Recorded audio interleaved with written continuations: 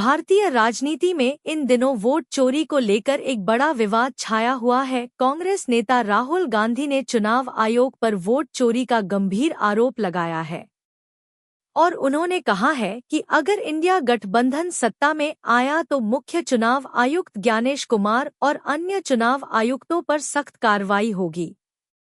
बता दें, यह आरोप बिहार में चल रही विशेष मतदाता सूची संशोधन प्रक्रिया से जुड़े हैं। राहुल गांधी ने बिहार में वोटर अधिकार यात्रा शुरू की है, जो 1300 किलोमीटर लंबी है और मतदाताओं के अधिकारों पर केंद्रित है। लेकिन विपक्ष का दावा है कि मोदी सरकार और चुनाव आयोग मिलकर इस यात्रा को रोकने की साजिश रच रहे हैं। आज हम इस खबर में बात करेंगे कि क्या यह आरोप सही है, क्या ज्ञानेश कुमार वाकई जेल जा सकते हैं और क्या प्रधानमंत्री नरेंद्र मोदी की मुसीबतें बढ़ गई हैं।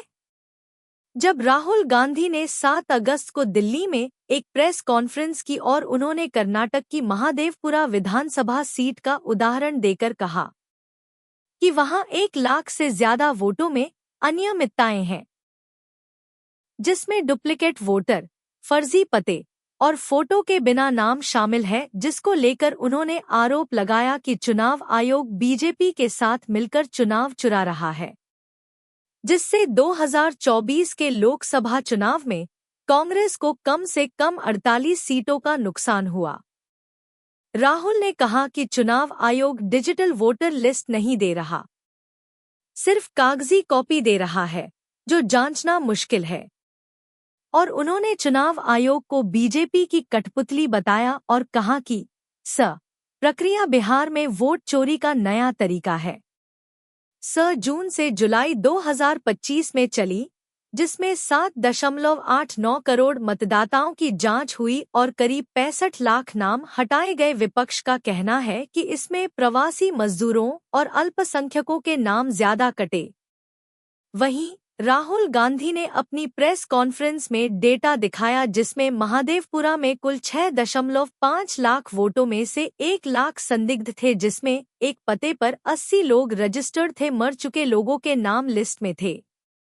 124 साल के वोटर का नाम बिहार की ड्राफ्ट लिस्ट में था। डॉट और डबल वोटिंग के मामले शामिल थे, लेकिन सबूत मांगने पर चुनाव आयोग चुप हो गया और उल्टा राहुल गांधी से हल्फनामा मांगने लगा, जिसको लेकर विपक्ष ने ज्ञानेश कुमार विपक्ष के डर से ने रविवार को पीसी की, लेकिन विपक्ष के एक भी सवालों का जवाब नहीं दिया।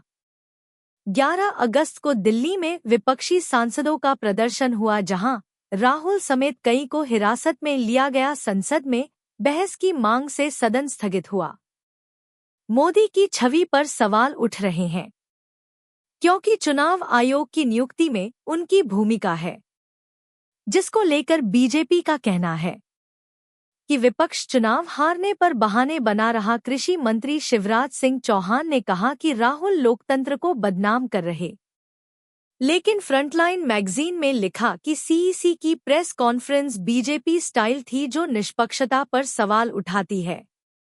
न्यूयॉर्क टाइम्स ने कहा कि विपक्ष के आरोपों से चुनावी प्रक्रिया की पारदर्शिता पर संदेह बढ़ा। अगर आपको हमारी ये वीडियो अच्छी लगी हो तो इस वीडियो को लाइक कीजिए, कमेंट कीजिए और हमारा चैनल सब्सक्राइब करना ना भूले।